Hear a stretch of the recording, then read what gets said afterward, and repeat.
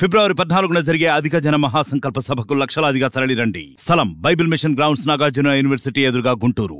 YV Subbareddy nomination దాఖలు చేశారు. మాట్లాడదాం సార్, ఎలా ఉంది? ఇంతకుముందు 2014 నుంచి 19 వరకు మీరు లోక్సభ ఎంపీగా పనిచేశారు. ఈరోజు పెద్దల సభకు వెళ్ళబోతున్నారు, ఎలా ఉండబోతున్నారు? సభ ఏదైనా రెండు సభలు ఒకటే. పార్లమెంట్ కానీ, లోక్సభ కానీ, రాజ్యసభ కానీ మనం ప్రజా సమస్యలపై నిరంతరం పోరాటం చేయాలి. దాని పందాన్ని ముందుకు తీసుకుపోతూ 2014 నుంచి 2019 వరకు మా గౌరవ ముఖ్యమంత్రి జగన్మోహన్ రెడ్డి గారు అప్పుడు ప్రతిపక్ష నాయకుడిగా మాకు అవకాశం ఇచ్చారు. పార్లమెంట్లో మన రాష్ట్రానికి సంబంధించిన వివిధ సమస్యలపై నిరంతరము పోరాటం చేయటమే కాక ప్రత్యేక హోదా సాధనలో భాగంగా మా పదవులకు కూడా రాజీనామా చేసాం పార్లమెంట్ సభ్యులుగా ఉన్నప్పుడు.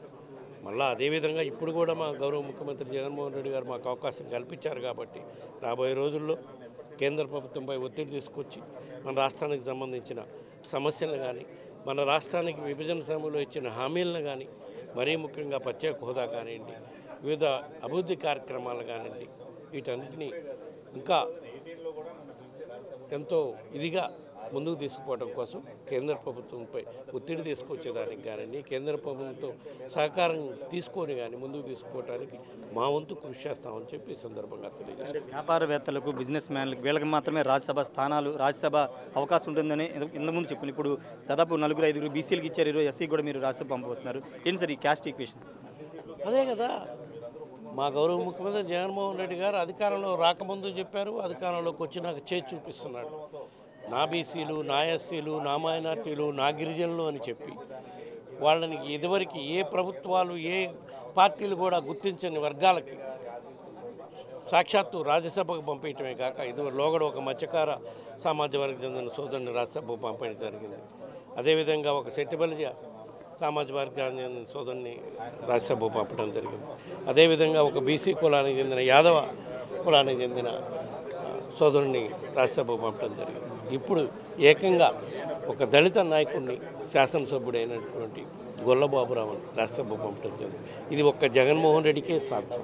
ఎందుకంటే జగన్మోహన్ రెడ్డి అధికారంలో రాకముందు కూడా చెప్పాడు, మా పార్టీ ధ్యేయం బీసీలని, దళితులని అందరినీ ఎక్కడ పైన కూర్చోబెట్టే కార్యక్రమం చేస్తాం.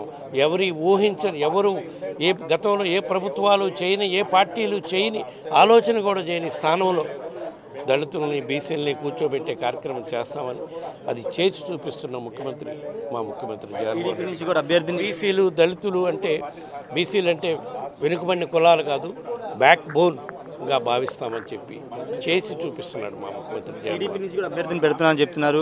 మీరు క్యాంపులు ఏర్పాటు చేసి విదేశాలకు ఎమ్మెల్యేలని తరలిస్తున్నారు, ఒక ప్రచారం బయట చేస్తున్నారు సార్.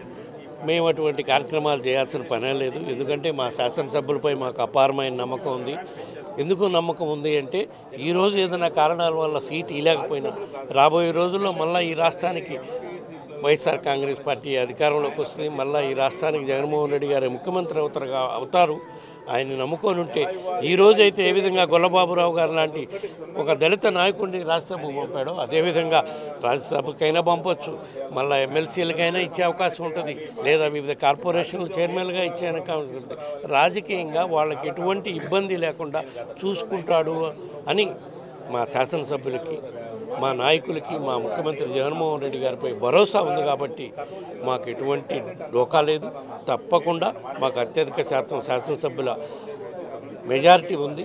తప్పకుండా ముగ్గురు రాజ్యసభ అభ్యర్థులను కూడా అత్యధిక మెజార్టీతో కూడా గెలుస్తామని చెప్పి ఈ సందర్భంగా తెలియజేసుకుంటూ ఉన్నాం.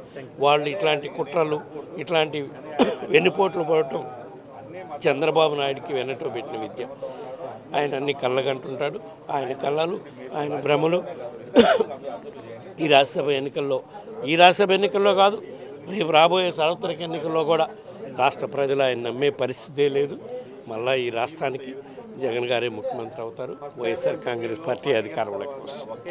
Thank you sir. ఖచ్చితంగా టీడీపీ చేస్తున్నటువంటి ప్రలోభాలు పనిచేయవు, రాబోయే ఎన్నికల్లో కూడా పనిచేయవు అనేది వైవి సుబ్బారెడ్డి చెబుతున్నారు.